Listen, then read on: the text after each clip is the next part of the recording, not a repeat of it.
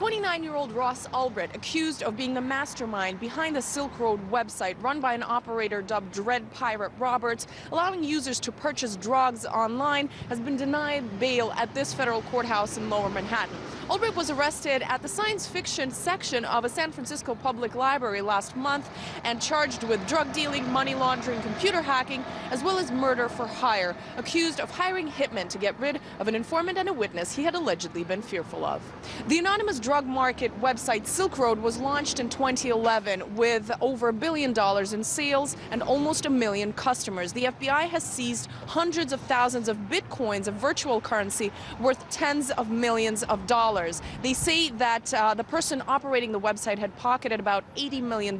They've also dubbed Silk Road one of the most sophisticated and extensive marketplaces on the internet today. Ulbricht, of course, has pled not guilty on all the charges being made against him, and his defense team says the prosecution can't prove that he is who they say he is. Ross, who is living a life in San Francisco in a modest way, and they're claiming that he's living in a manner of a head of a cartel.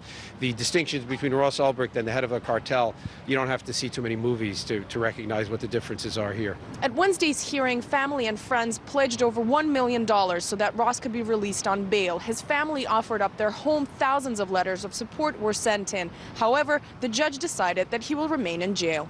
I thought it was the wrong decision. Why? Tell us a little bit. He wouldn't have been a flight risk, and he has never been and is not a danger to anyone.